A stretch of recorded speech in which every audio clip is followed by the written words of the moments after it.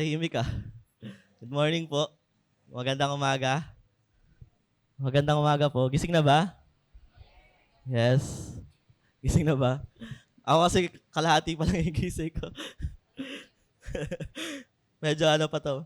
Baka tulog pa po ako. Kala nyo lang ako to. Ayan, so anong part na tayo ng series natin? Baka kasi nalilito kayo. Part 8 tayo, pero nasa chapter 9 po tayo ah. Huwag po tayo malilito. Okay, kasi nung mga nakaraan po, nagkaroon tayo ng mga chapter na dalawa-dalawa yung chapter. So parang nakakalito yung part. Part 8, pero nasa chapter 9 na tayo ng Romans. Okay? So, last Sunday, napag-usapan natin yung patungkol sa, ano yung title natin last Sunday? Ayan, check nila yung mga notes nila. Anong title natin last Sunday? Ang mga hinirang. Okay, tama. Tama. Baka kasi nakakalimutan nyo lang. Pero dito, sa chapter 9, alam nyo po, I-encourage ko po talaga kayo na magbasa ng Bible every time na magkakaroon tayo ng series.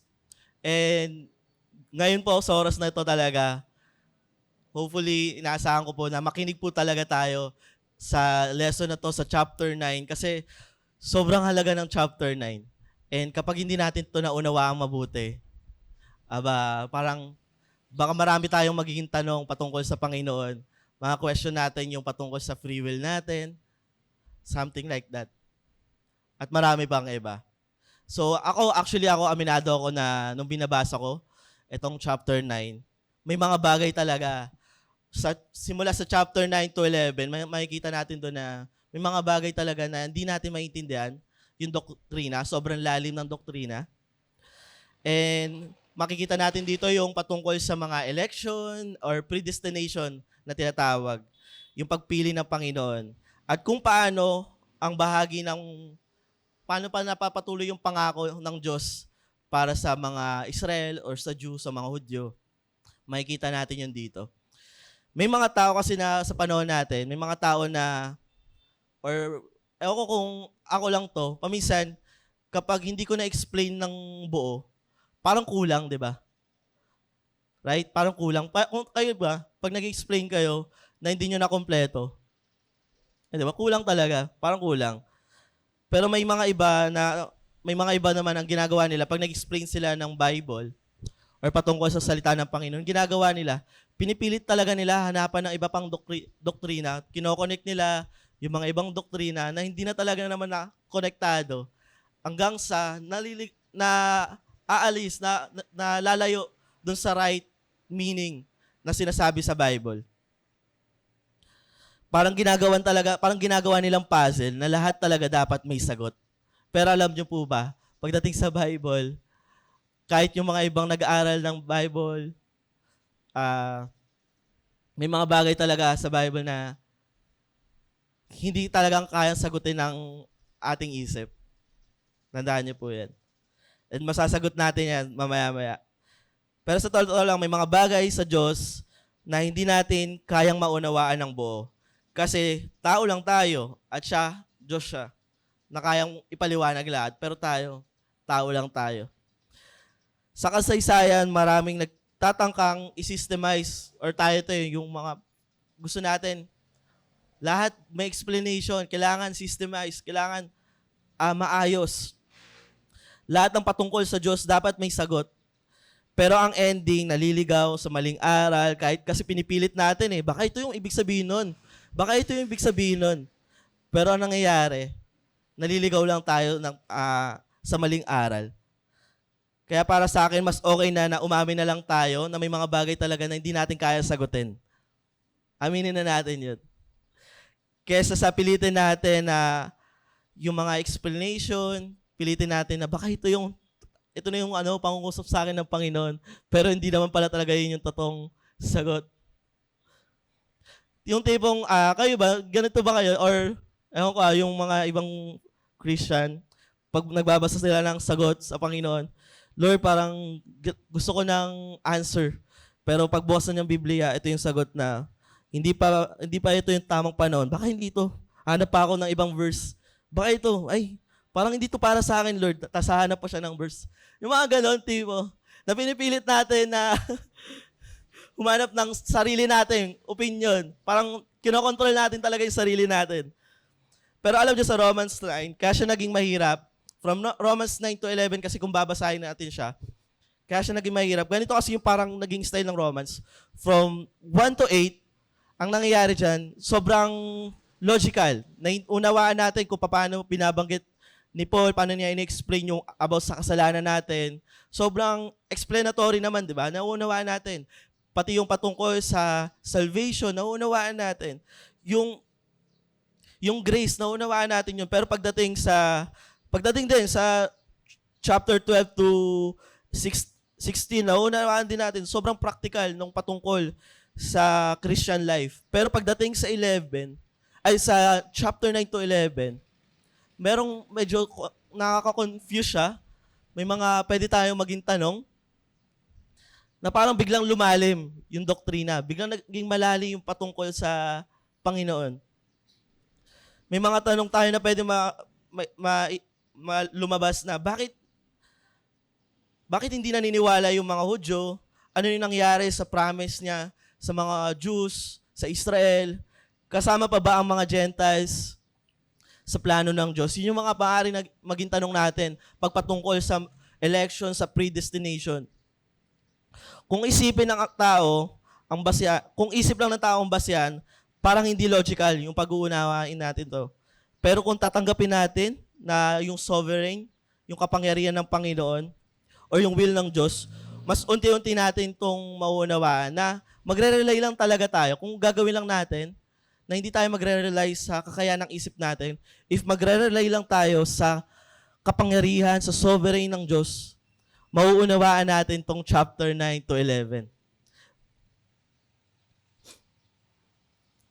And sabi nga sa isang theologian, sabi doon, don't try to make this truth walk on all fours. Huwag na nating pilitin na explain ang lahat kung ang Diyos mas pinili niya mismo na hindi ipaliwanag ang lahat.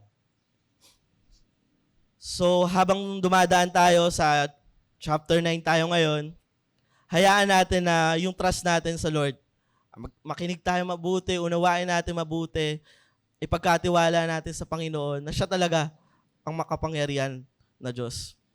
At maunawaan natin tong mga chapter na to. And ngayon, magsisimula tayo sa chapter 9. And I hope na makinig tayo mabuti patungkol sa mga message ngayon. And bago tayo magsimula, hayaan nyo po na ipanalangin po natin ang ating paninimula. Aming Diyos Ama, maraming salamat po sa pagpapala, Panginoon. Maraming salamat sa awa at habag mo, Panginoon, na yung patuloy, Panginoon, na pinagkakaloob sa amin, Panginoon.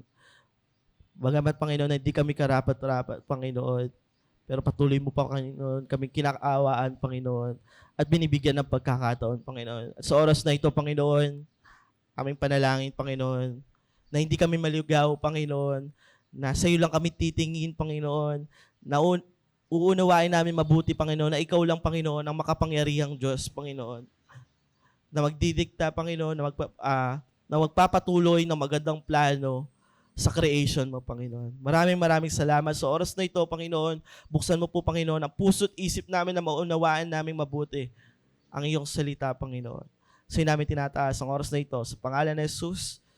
Amen. So ang title natin ngayon ay Hindi Nagkamali dahil Diyos ang pumili. Sa Romans 9. Sige po, inanyayahan ko po na i-open natin yung Bible natin. If meron kayong Bible na physical book, na-encourage ko po na ilabas natin yan, basahin po natin, habang sabay-sabay po nating inaaral. Or kung wala naman po, meron naman po sa cellphone, okay lang din naman po. Basta Bible po. Pero kung naman, pigilan na lang po natin sarili natin makapag-nood ng mga Facebook dyan. Encourage ko po kayo, okay lang po. Kung mag-cellphone, make sure lang po na Bible po. Ayan. So, ang gagamitin ko na version po is yung Pinoy version. If wala po kayo nun, okay lang din po. Pero i-flash ko naman din po. Pero in-encourage ko kayo na kung gusto nyo po na mas maunawaan, makarelate po kayo sa aming binabasa, we can use Pinoy version din po. Ayan, so, ang title natin, hindi nagkamali dahil Diyos ang pumili. So, sa word na pumili, no, mapag-uusapan kasi natin dito yung patungkol sa predestination. So, ano ba yung salitang predestination na madalas nakaka-intimidate daw sa mga tao? Kung nauunawaan natin to. Right? So, ito yung pagpili kasi ng Panginoon, kung sino yung magpapatuloy, hindi magpapatuloy, kung sino yung magpapatuloy doon sa pangako niya. Katulad ng ginawa niya sa mga Hudyo, sa Israel, kung paano niya pinili itong mga taong ito. So, karamihan, nagkakaroon sila ng pagtatanong sa predestination. Kasi maaaring nasasagasaan kasi yung free will ng tao na inaalagaan natin, yung kalayaan natin, na iniingat-ingatan natin. Yun yung bagay na kinakatakutan kasi ng mga tao pagdating sa predestination. Yung lagi kasing sinasabi natin, or madalas sinasabi ng tao na, you control your own destiny. Ewan ko kung naririnig nyo to. Usually kasi sa industry ko, sa trabaho ko po as financial advisor, yung mga business, ganyan-ganyan, lagi na lang ini-encourage yung mga ka-teammates namin na you control your own destiny. Parang ganun yung dating. Na ikaw yung may control sa buhay mo. Kung papayaman ka, nasa sa'yo yan. Right? Pero pag patungkol sa Bible, patungkol sa Panginoon, doon nakaka-encourage man yun, pero pag patungkol sa Panginoon, alam nyo po, dapat nating maintindihan na ang Panginoon ang magkocontrol talaga sa destiny natin, sa plano, yung plano niya, siya pa rin talaga yung may control doon at wala sa atin. Nakakala natin, akala natin na tayo may control sa lahat ng bagay. Sinasabi rin ng maraming tao na it's all about us. Sa atin to, it's all about us. Pero pagdating sa Kristyanismo, sa ating mga Christian, dapat maunawaan natin, nakabaliktaran, na it's all about God and not us. Ang predestination, it's all about God and not us. Sa pananampalatayang Kristiyano, hindi lang basta sarili mong kaligtasan ang usapan. Hindi lang to basta sa'yo, sa akin, sa ating lahat. Ito ay patungkol sa plano ng Panginoon. Sa magandang plano ng Panginoon. Ito ay patungkol sa Panginoon. Lagi natin tandaan na patungkol to sa Panginoon. Wala to sa atin. Hindi tayo ang bida dito. Ang Panginoon ang bida dito. Bago pa tayo panganak, may plano na siya. May plano na ang Panginoon. Bawat tumanggap sa Kanya, nagiging parte or nagiging bahagi ng magandang plano na yun. Kahit na, alam nyo po, kahit na hindi natin agad maunawaan, kahit na hindi natin tanggapin, hindi natin pakinggan yung salita ng Panginoon, magpapatuloy yung magandang plano niya. Ang Diyos ay may hawak ng ating nakaraan at hinaharap. Gagawin niya ang kanyang kalooban kahit may sumama o wala. Right? Yun yung tinutukoy dito na kahit wala ka, kahit di ka mag-join, magpapatuloy ang Panginoon. Sino ka ba para matigil yung plano ng Panginoon? Ganon ang dating dito. Na kahit hindi natin tanggapin ang Panginoon, magpapatuloy ang Panginoon. Sabi nga sa Psalms 115 verse 3, our God is in heaven, He does whatever He pleases Him. Hindi sinabi na He does whatever He pleases us. Yung mga tao, hindi naman eh. Lahat tayo ay lumaki na inisip natin, ako ang sentro ng mundo. Madalas, di man natin napapansin, pero if we observe ourselves, sa tingin niyo po ba, sino nagiging sentro ng buhay mo? Pero syempre, habang tumatagal, kapag inuunawa natin mabuti yung salita ng Panginoon, nagpapaturo tayo, natututo tayo. Itong chapter na to, marirealize natin dapat na hindi pala tayo ang bida, kundi ang Panginoon. Hindi lang ito tungkol sa personal salvation natin again, kundi plano ni God para sa buong mundo, hindi para sa tao, para sa buong mundo. Pagdating sa Romans 9, ito ang tanong na pwede natin pwedeng tumakbo sa isip natin. Paano na ang mga Hudyo kung hindi nila tinanggap si Jesus? Diba? If maalala natin kung paano nagsakripisyo ang Panginoong Hesus, pinako sa krus, pero eventually, itong mga pinakakuan ng Panginoon sa Israel ay hindi pa rin tumanggap, hindi pa rin nila kinilala ang Panginoong Hesus as bilang Messiah or tagapagligtas nila. Kahit sila yung pinangakuan magmula sa lahi ni Abraham, ni Moses at ni David. Kung nangyari yun, paano pa kaya tayong mga Gentiles? O yung mga Gentiles? Paano pa sila magtitiwala kung pati kung yung Hudyo nga, di ba? Hindi sila tumanggap sa Panginoon, sa pangako ng Panginoon. So, napakita kasi dito naman sa Romans 9, no? From Romans 8, pinakita doon yung victory kasi ng Diyos sa kasamaan. Yung no condemnation, wala nang paghahatol. Pero pagdating sa Romans 9, pinapakita dito yung puso at katangian ng Diyos. At ang unang attribute na binibigay niya is yung patungkol sa sovereignty or sovereign God. So sa point 1, ayan, point 1 na tayo. Ang una nating pag-uusapan ay yung tapat ang Panginoon. Tapat nga ba ang Panginoon? Sa tingin niyo po, tapat nga ba ang Panginoon? If babasahin natin, unahin nating basahin muna yung Romans 9, verse 1 to 5. So, ganito gawin natin para di kayong antokin. Okay lang po ba? Request lang ako ha. Ipa-flash ko naman dito po. Pero babasahin muna ng side na to. Ang Romans 1 to 5. Pag sabi ko ng ready, set, go, basa.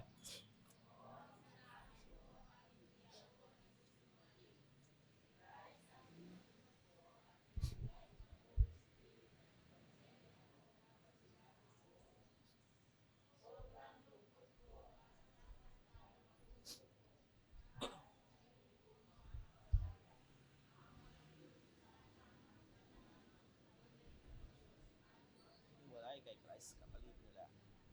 Mga Israelite sila. Tinuring sila ang mga anak ng Diyos. Pinakita sa kanila ang kadakilaan niya at ipagkasundo sila. Pinigay sa kanila ang Jewish law.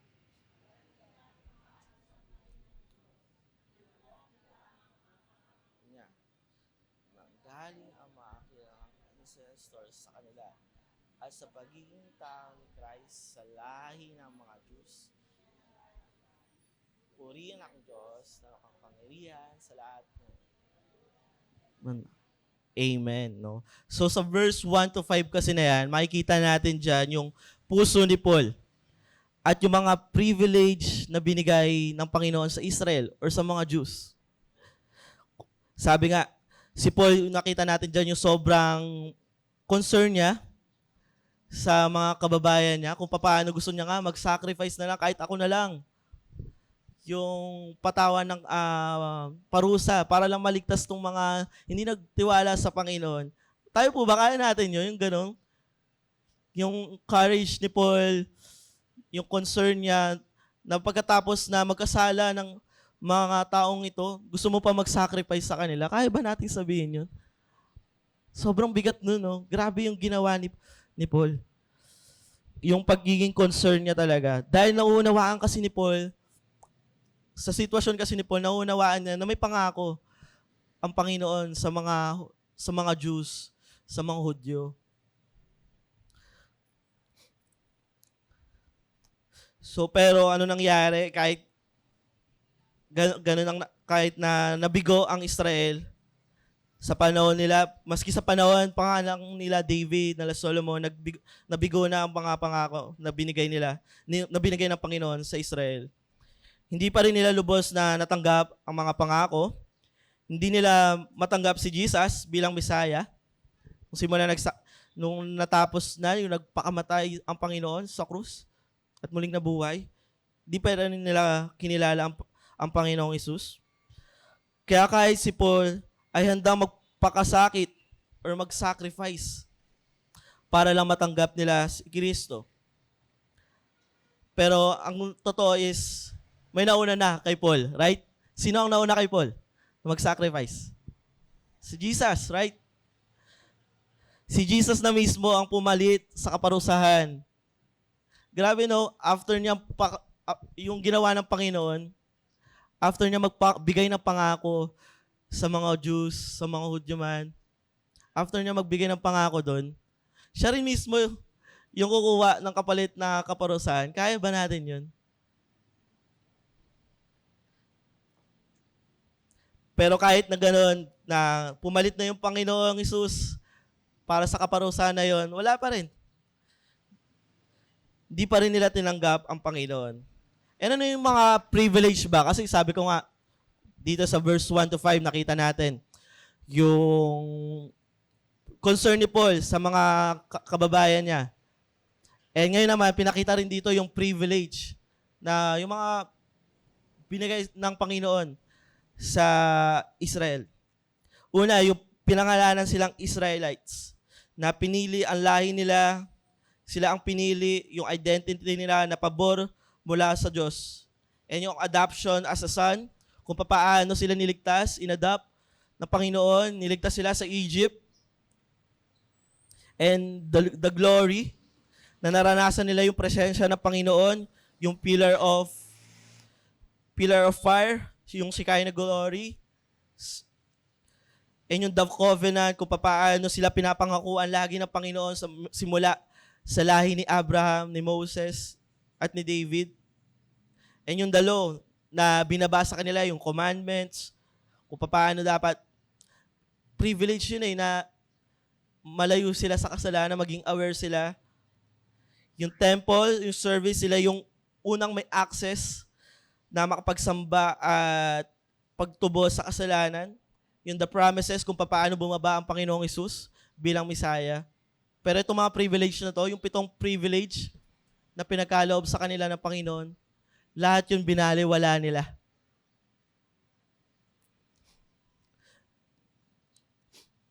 Marami sa kanila pa rin ang hindi nagtiwala or naniwala. Hindi dahil sa nakulangan pa sila sa privilege, hindi dahil doon Kahit gaano karami yung privilege talaga ang bigay ng Panginoon. Hindi pa ba sapat yun? Sobrang dami na nun. Pero hindi dahil sa nakulangan sila, dahil tumanggi silang magtiwala. Yun lang yun at yun lang. Pero yung totoong ginawa ng Panginoong Hesus dito is, bagamat na hindi yung mga Israel, alam niyo yun, na hindi sila tumanggap, makikita natin dito na nagtuloy yung pangako ng Panginoon. Nagtutuloy pa rin talaga. Kahit tumanggi to ang mga Israel, magtutuloy pa rin. Dahil sa ginawa ng Panginoong Hesus sa pag-sacrifice niya, nagpatuloy yung mga privilege na to. Na-access pa rin natin to. Available pa rin to sa atin. Simula nung nag-sacrifice ang Panginoon, naging open para sa lahat yung privilege na to. Right? Hindi na para sa mga Hudyo, kundi para na sa mga Gentiles. At ngayon, ang mga pagpapala ng covenant ay bukas na sa lahat ng naniniwala, mapahudyo man yan o Gentiles. So pagdating naman sa Romans chapter 9 verse 6 to 13, sige po, pabasa nga po sa site na to. 6 to 13.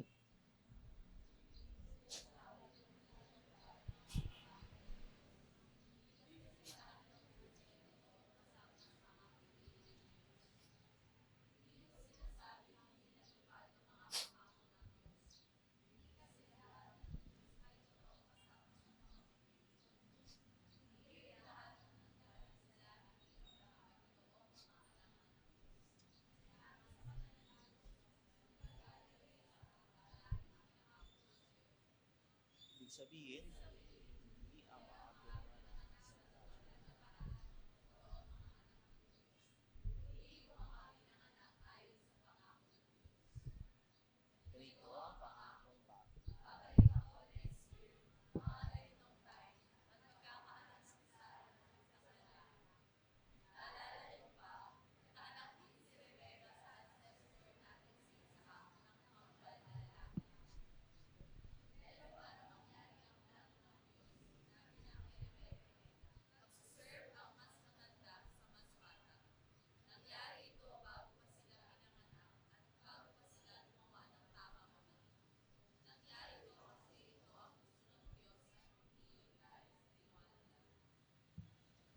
gaya ng nakasulat sa Nature. Pero, okay, ayan. So dito na papasok yung patungkol sa pagpili ng Diyos, no? Ayon sa kanyang kagustuhan. So the main point dyan is, ang predestination talaga ay nagsisimula sa sovereign God, sa kapangyarihan ng Panginoon mismo, at wala nang iba. Hindi ito nakabase sa galing natin, sa lahi man yan, sa kinakaugalian natin, sa kabutihan ginagawa natin, or tayong mga tao, hindi nakabase doon, kundi sa desisyon mismo ng Panginoon, at yun na yun. Sa mundo kasi, sanay tayo patungkol sa democracy, yung kalayaan, marami sa panahon natin, kalayaan, kalayaan. Pero ang totoo, makikita naman natin talaga ang kalayaan pagpatungkol sa Panginoon.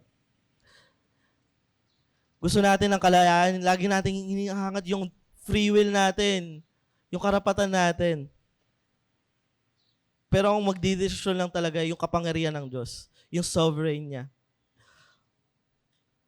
Kung sino ang gustong ng nakararami, siya ang nauupo. Yun ang gusto natin. Pero pag si God ay hindi gumagana sa boto, wala sa boto. Hindi sa boto ng nakakaramihan. Ang tunay na bayan ng Diyos ay hindi base sa dami, kundi sa pagpili niya.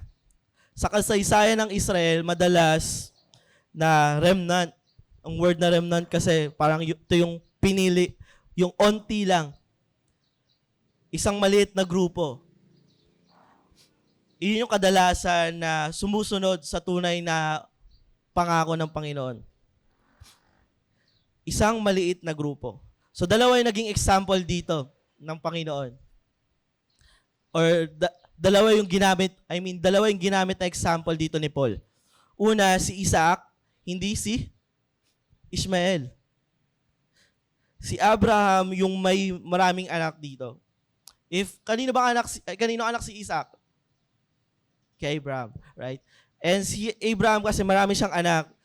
Nauna si Ishmael, sumunod si Isaac, and the rest of the story, nagkaroon pa siya ng iba pang anak. Pero ang pinili lang niya, dun sa covenant, sa pangako niya, is si Isaac. Nagmula sa anak ni Sarah.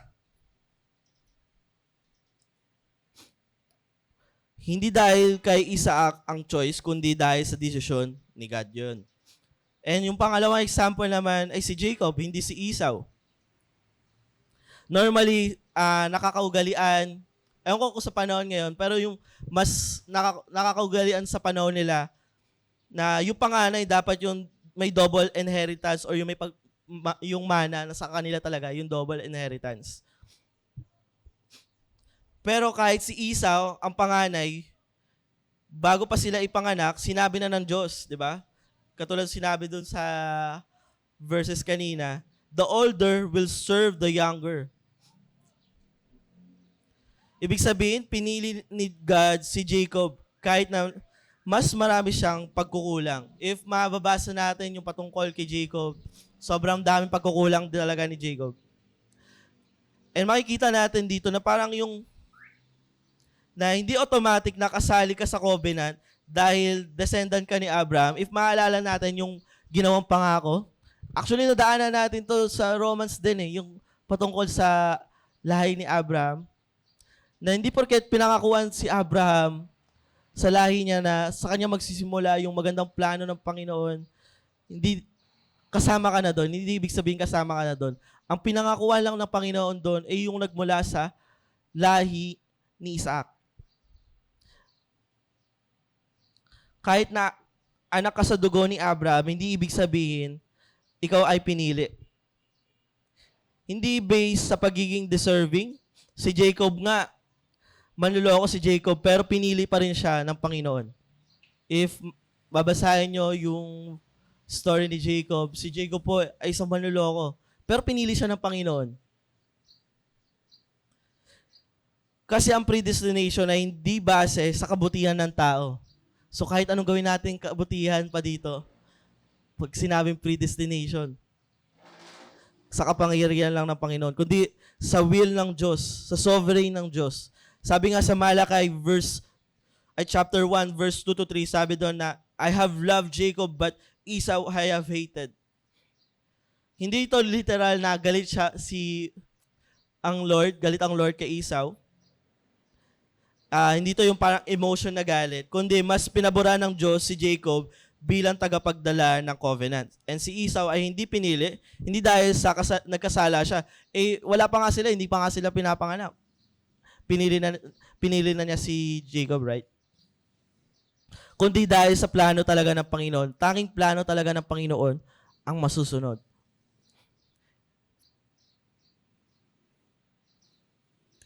Pinakita nito na ang Diyos ay tapat sa kanyang pangako, pero hindi lahat ng lahi ay bahagi ng tunay na Israel. Ang pagpili ng Diyos ay hindi base sa lahi, edad, at kabutihan. Again, iniulit ko po, hindi ito base sa kung ano man meron sa atin, sa edad man natin yan, sa lahi man natin yan, kung saan tayo nagmula, sa kabutihan man natin yan, kundi sa kanyang desisyon mismo, sa Panginoon mismo. Yung desisyon nila lang ang masusunod sa pagpili.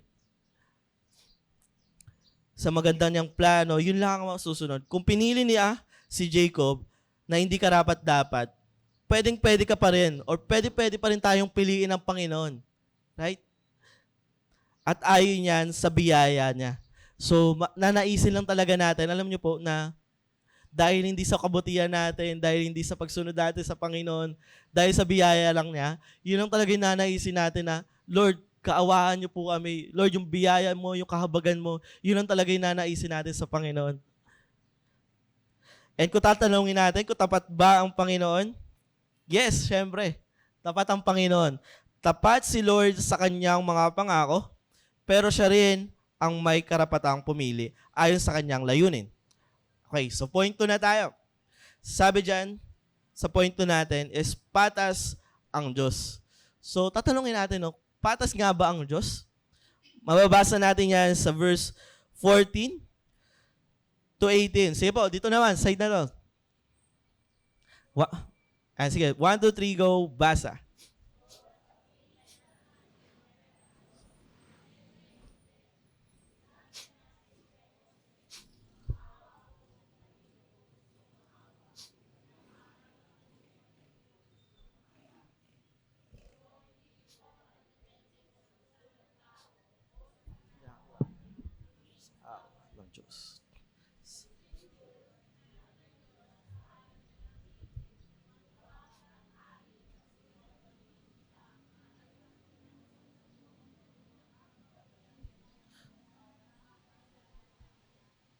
Kaya nga,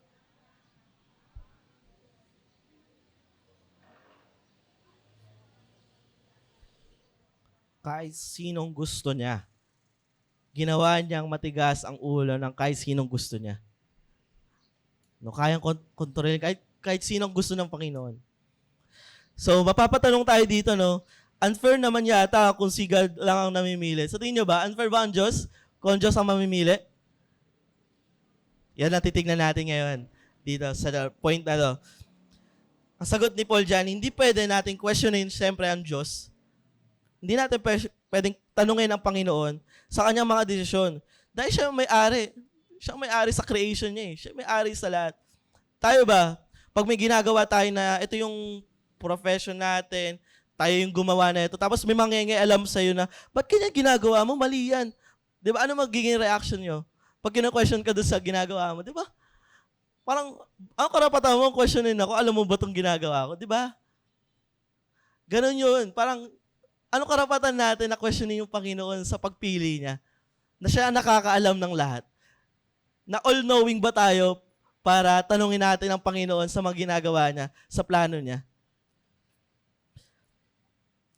And ginawa niyang example dito si Moses at sino? Yung isa, si Moses at si Pharaoh. Pareho silang binigyan ng privilege, pero magkaibang landas. Ang mercy ng Diyos ay hindi binabayaran. Lagi po natin tandaan yan. Hindi natin binabayaran, hindi natin binibili ang mercy o yung binibigay na mercy ng Panginoon.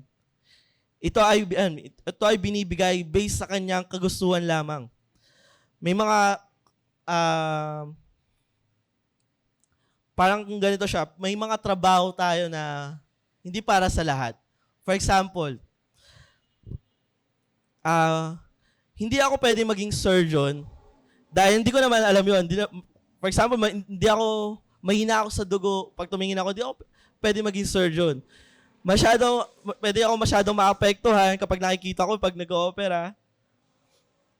And wala akong training para doon. So kung if ever na yung mahal ko sa buhay, kailangan operahan, hindi ko pwedeng pakialaman yun. Tanging yung professional lang ang pwedeng gumawa doon. Naunawaan ba natin? Yung taong qualified lang ang pwede doon. Ganon din sa Panginoon. Sino tayo para questionin si God sa desisyon niya? Lalo na kung hindi naman tayo qualified pagdating doon. Alam nyo ba kung ano ang qualification para maging Diyos? Papakitaan ko lang kayo . Ang Panginoon natin is all-powerful, all-knowing, everywhere at once, hindi nagbabago, walang hanggan, hindi kailangan ng iba para mabuhay, banal, palaging tama ang desisyon. Kahit isa ba doon, meron tayo? Wala, di ba? So, anong role natin? Anong reason para questionin natin ang Panginoon? Kung ganito yung kailangan para questionin natin siya. And tayo, parang ganito lang tayo. Kita nyo ba?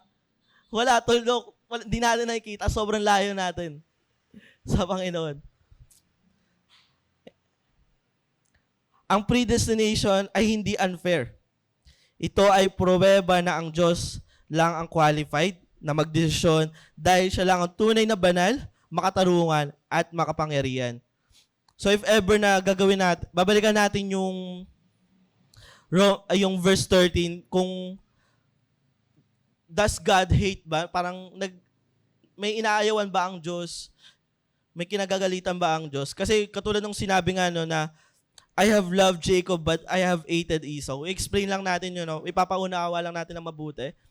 Na paano nga ba naiintindihan ang salitang hate sa Bible, lalo na sa sinabi ni God na I have loved Jacob but I have hated Esau. So, yung hate sa Bible ay hindi laging emotional. Hindi siya laging emotional hatred. Sa culture ng Bible, lalo na sa mga Hebrews or ancient, ang hate ay hindi laging galit na may matinding damdamin. Minsan, ito ay pagpili o pag-prioritize.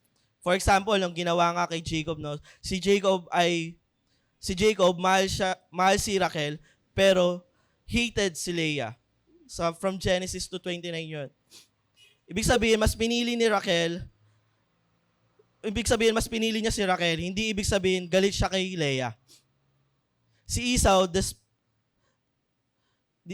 despise ang birthright niya, na parang mas matanda siya, pero mas pinili ng Panginoon si Jacob. Hindi niya literal na kinamumuhian yung covenant blessing, pero mas pinili niya ang pansamantalang kaginawaan.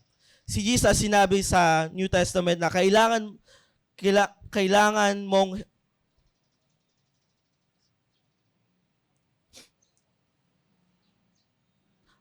nawala.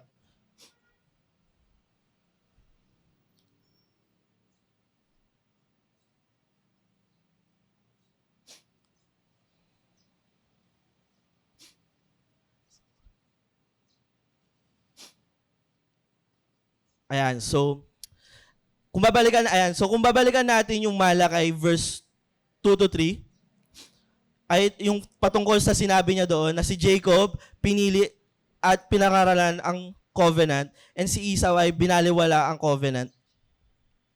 Kaya ang hate ni God kay Esau ay hindi emotional rejection, kundi judicial decision yon. Dahil tinanggihan ni Esau ang covenant.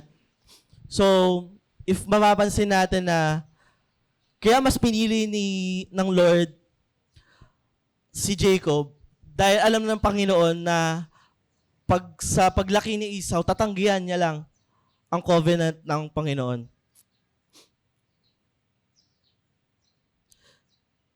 Ang Israel naging katulad ni Esau. Pinapabayaan ang kanilang covenant blessing. Kaya binalaan sila ng Diyos na huwag niyong tularan si Esau. And ang hatred ni God ay based sa kanyang katuwiran, hindi sa pagbago-bago ng emotion niya. Ang galit niya ay may katuwiran. Lagi lang may katuwiran. Hindi dahil pala desisyon lang siya magagalit siya. Hindi yun. Laging may reason kung bakit siya nagagalit dahil gusto niya tayo na maging maayos. Gusto niya na maging matuwid tayo. Ang pagpili niya kay Jacob at paglayo kay Esau ay expression ng kanyang sovereign justice. So, hindi unfair ang Panginoon. Ito ay righteous decision ng isang banal at makatarungang Diyos. So, ang hate ni God kay Esau ay hindi dahil sa damdamin o galit, kundi dahil sa mas pinili ni Esau ang sarili niya kaysa sa covenant. Ang Diyos ay hindi basta nagagalit, siya ang makatarungan at matuwid sa kanyang pagpili. So, kung makikita natin talaga dito sa verse 13, kaya ginawa yun na I have hated. Kasi alam na niya, hindi pa pinapanganak ang dalawang bata na yon na si Jacob at si Esau. Alam na niya na kung sino ang tatanggi at lalayo sa pangako ng Panginoon. So, sa point 3 na tayo. Sabi sa point 3, tama ang paghatol. Tama ang paghatol. Yan. Sa verse 19 to 29. So, tama ba lagi ang paghatol ng Diyos? Yan ang tanong natin sa point na to. So, basahin muna natin yung verse 19 to 22. Dito sa side na to, basahin natin.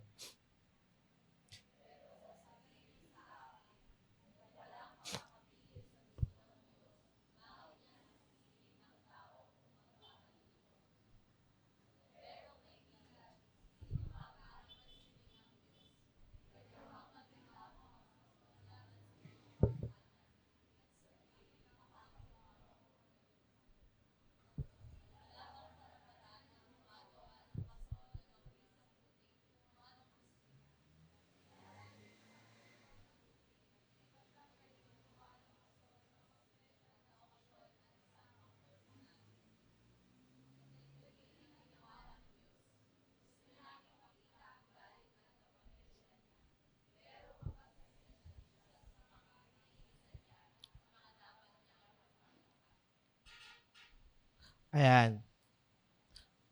Okay. So, ang predestination ay hindi lang din tungkol sa pagpili ng Diyos, kundi tungkol sa awan mismo ng Diyos.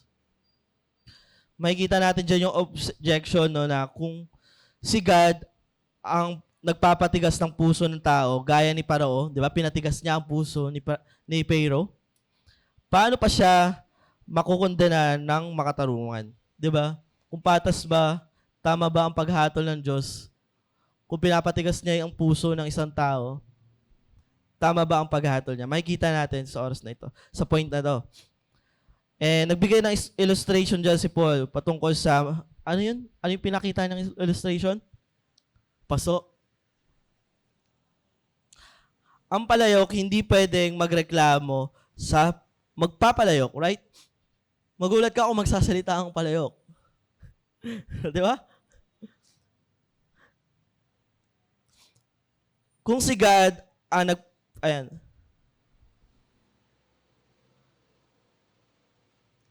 Ulit lang. And dahil siya ang creator, siya ang may karapatan. Si God ang lumikha, ibig sabihin siya ang may ultimate right. Alam ko na pag-usapan natin to sa usbong, kung paano yung paglikha ng Panginoon sa atin, kung paano tayo ginawang masterpiece ng Panginoon. And siya lang may karapatan. Mag-decision doon. Ikaw ba, kung may ginawa ka, may create ka na isang design or something na may binuild ka na bahay, tapos papakialaman ng isang tao, anong magiging reaction mo, di ba? Binuhay niya ang tao, grace niya yun. Binigyan niya tayo ng free will, grace pa ulit yun. Nagkaroon tayo ng second chance kahit nagre-rebelde tayo, kahit paulit-ulit tayo nagre-rebelde sa Panginoon, paulit-ulit tayo lumalayo sa Panginoon, lagi niya tayo binibigyan ng chance, lagi niya tayong kinakawaan. Grace niya yun. Kaya kung ang iba ay pinapatigas ni God, hindi ibig sabihin unfair siya. mas accurate sabihin na gracious ang Panginoon kasi kahit sino sa atin deserve ang judgment agad. So pinapakita niya dito yung dalawang vessel. Yung una yung vessel of wrath, yung galit. So mababasa natin doon sa verse 22, gusto niyang ipakita ang galit at kapangyarihan niya. So hindi si God ang gumawa sa kanila ng masama. Pinili nila yon. Katulad ni Pharaoh, pinili niya yon. Si God, hinayaan lang sila sa choice nila.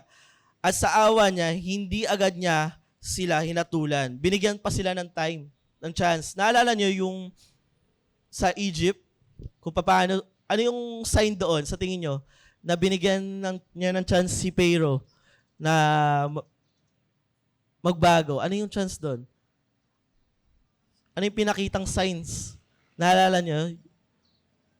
Yung 10 times, yung mga nangyari sa Egypt.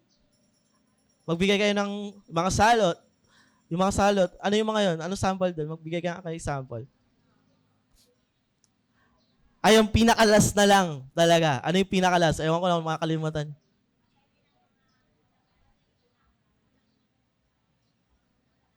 Diba? Grabe, no? Kailangan pa talaga ilang times yun yung ginawa na chance para lang magbago or tumawid yung ugali ni Pharaoh. Pero tinanggihan pa rin niya yun. Doon lang nagbago yung isip niya, paonte, pero hinabol pa rin niya, di ba? Yung mga Israel, halala nyo? Na hindi talaga, kahit binigyan na ng Panginoon ng chance na magbago si Pharaoh, hindi talaga, matigas talaga ang puso ni Pharaoh. At desisyon yun, pinili yun na ang tao ni Pharaoh, hindi yun, binigyan siya ng chance ng Panginoon, pinili niya mismo yun, na hindi sumunod. Lahat tayo, dapat wasak na agad. Pero sa buhay natin, patuloy tayong binibigyan ng mercy ng Panginoon. Wala tayong karapatan na mag-demand dahil patuloy lang tayo talagang binibigyan ng kaawaan ng Panginoon. Kaysa magreklamo, bakit di lahat na maligtas? Tanungin na natin mismo, Lord, bakit ako? Dito pwede tayo maging panigin. Na matatanong natin, Lord, bakit mo ako patuloy na kinakawaan? Sobrang makasalanan ako.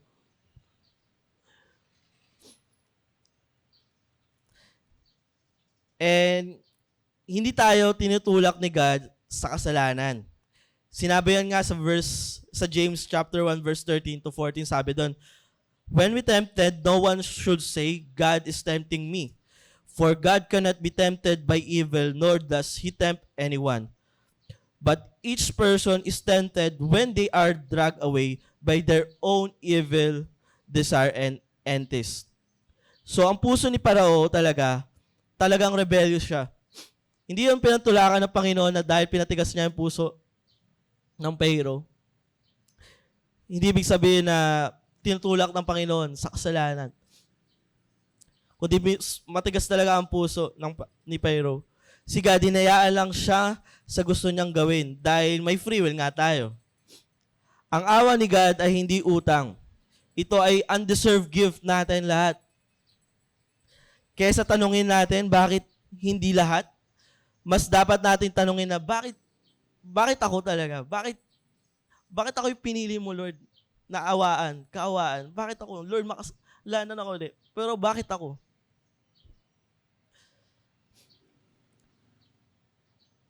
Ayan, so sa verse 23 to 24, ay pakibasa nga po ng side na to, yung verse 23 to 24.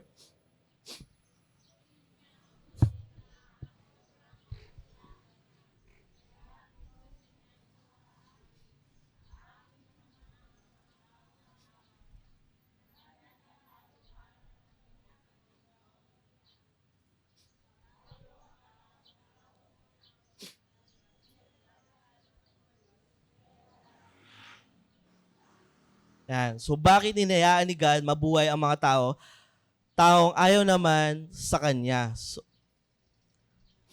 So may dalawang dahilan dyan. Para makita natin yung transformation ng mga taong binigyan niya ng awa. Ito yung vessel of mercy naman, pinapakita.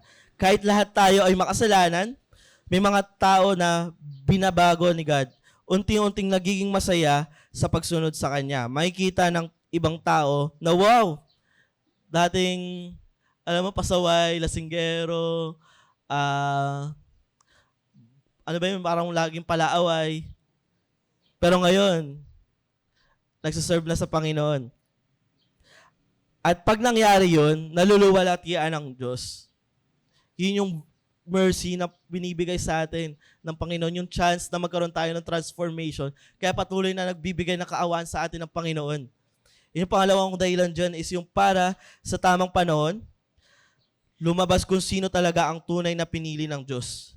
Hindi natin alam kung sino yung pipiliin talaga ng Diyos. At wala tayong dahilan para questionin yun.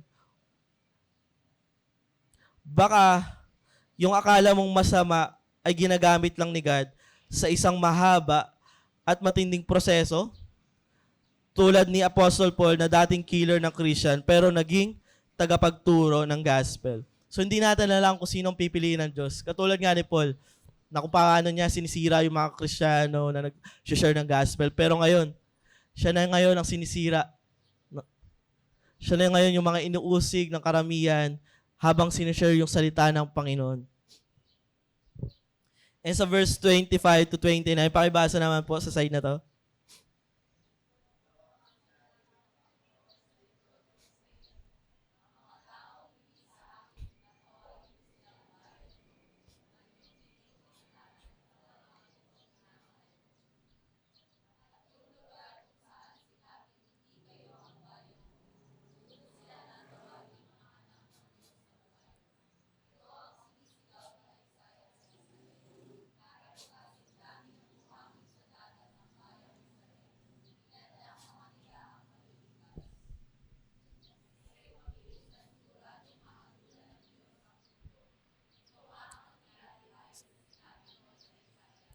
Kung sino.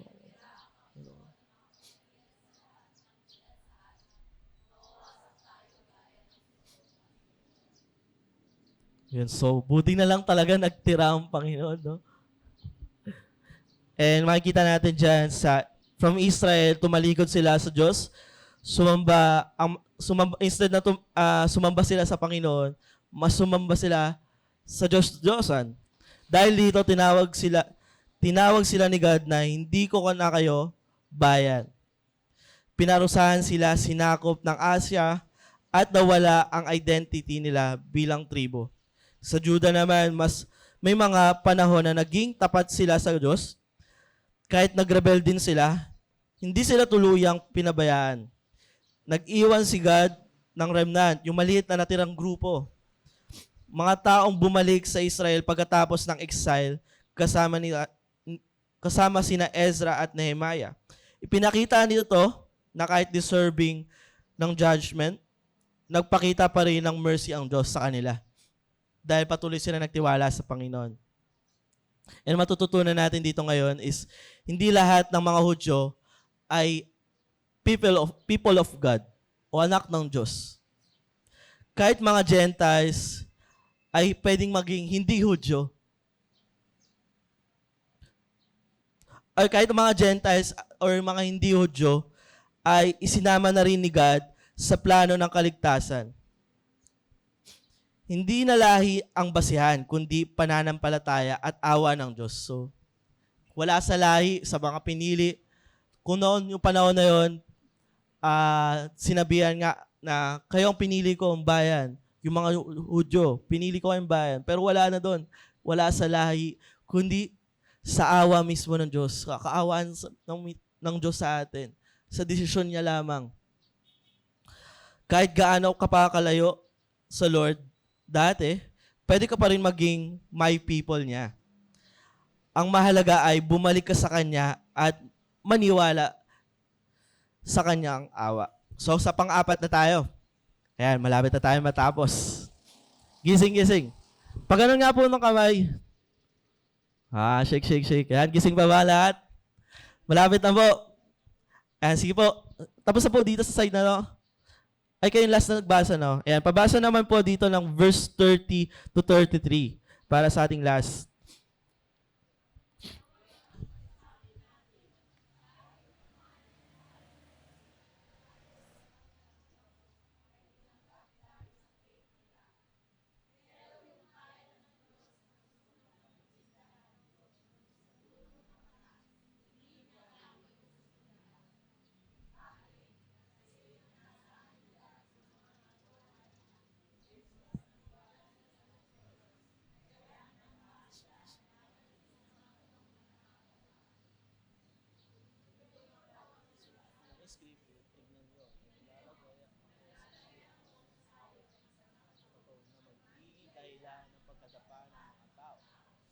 isang bato na nagbabagsak sa kanila, pero naniwala sa kanilang hindi mapapahiya.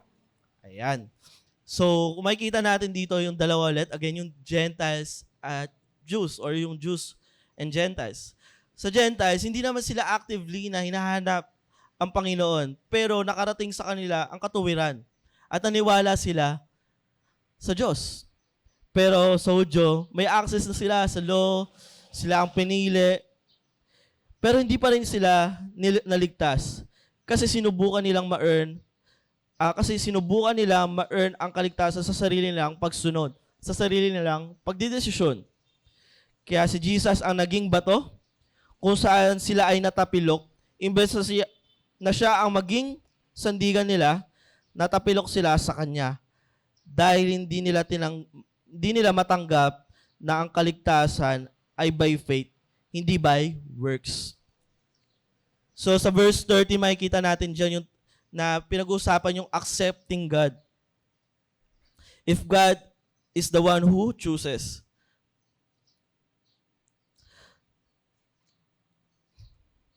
Kasi mapapansin natin sa verse 1 to 29, mapapansin kasi natin dito na pinapaliwanag niya yung pagpili. Yung siya yung may karapatan, pumili. Pero ngayon dito yung about accepting God naman, yung pagtanggap. So ito yung kasi makikita natin dito yung responsibility naman natin. Huwag tayo malito dito na, kala ko ba, by decision na ng Panginoon. Siya na yung may control na lahat. Bakit ngayon naman, pagdating dito sa verse 30 to 33, accepting God para makaligtas ka na naman. About accepting God. Ito yung magiging responsibility natin. Bukod sa ang Panginoon may control, yung Panginoon yung makapangyarihan, ito naman yung magiging responsibility natin as follower niya. Yung pagtanggap natin sa Kanya na kahit ang Panginoon ang may control, sa awa niya na lang talaga tayo maliligtas. Ito na lang yung tanging magagawa natin eh. Tanggapin ang Panginoon, magtiwala sa Panginoon.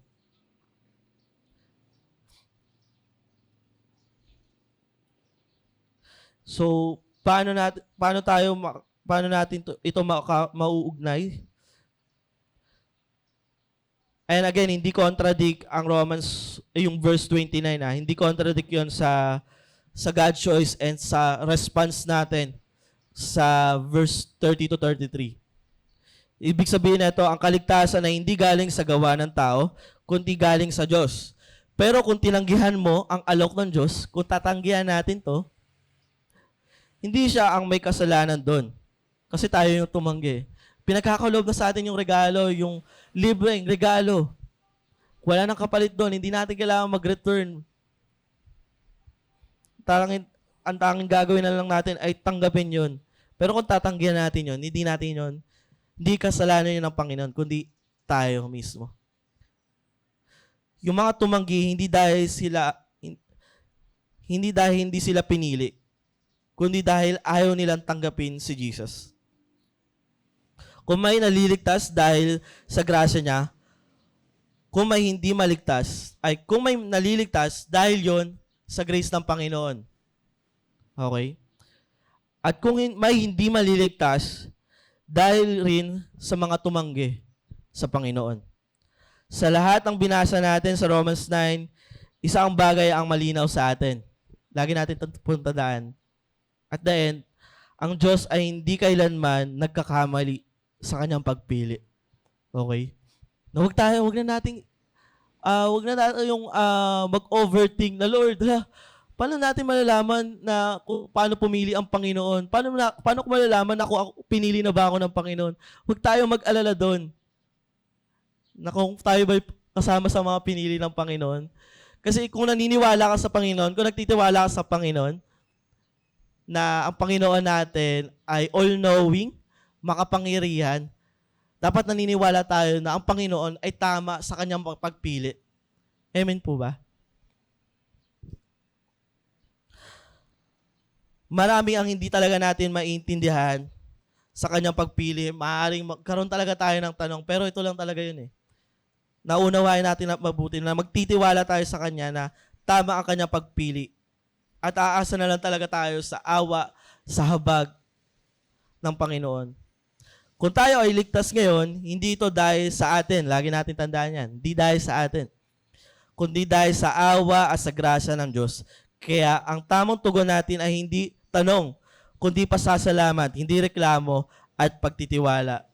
Hindi nagkamali ang Diyos sa kanyang pagpili, sa kanyang paghatol at sa kanyang awa. Sige nga po, inanya ako po kayo na tumayo. Sa ating pong pagtatapos, ayan. Gusto ko po i-share ang kwento na to. May lumapit sa akin na isang tao, and iyak siya ng iyak. Lumapit siya sa akin, iyak siya ng iyak. Sabi ko, bakit? Ba't ka umiiyak? Tapos, ayun pala, kaya siya umiiyak kasi namatay na yung bida sa pinapanood niyang palabas sa film series. Iyak siya ng iyak. And mapapatanong talaga tayo na, bakit siya namatay? Kasi usually, sa mga palabas, pag bida, ano ba nangyayari? Hanggang matapos ang palabas, hindi dapat namamatay, di ba? Or kung mamamatay man ang bida, tapos na ang palabas. Pero kaya siya umiiyak, kaya siya napapatanong, kasi film series po kasi yon at hindi siya movies lang. Kaya siya iyak ng iyak. Kasi kahit namatay na yung bida, nagpapatuloy yung palabas.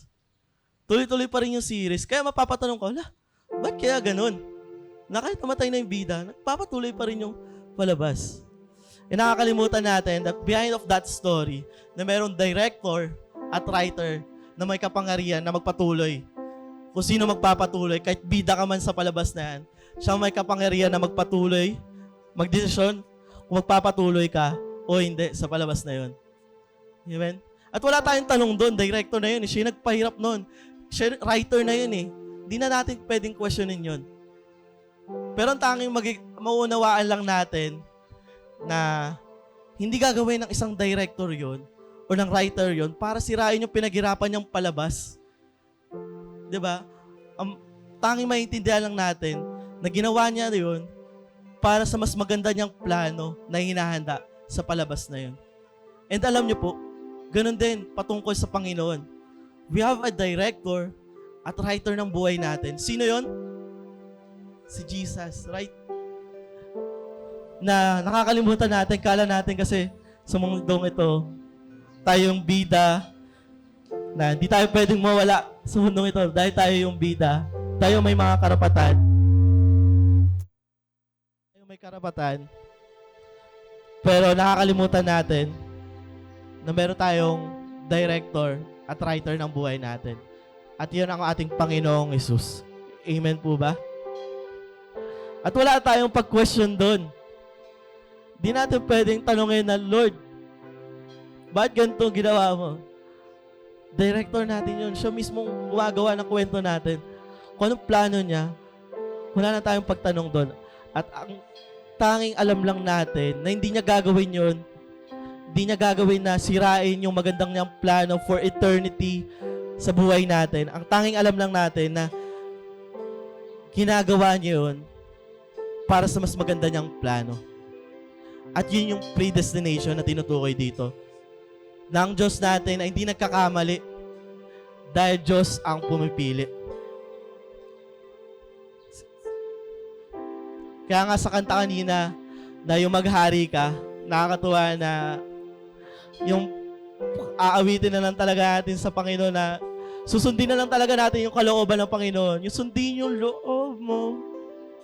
Dito sa lugar na to, yun na lang talagang gagawin natin. Can we do that again?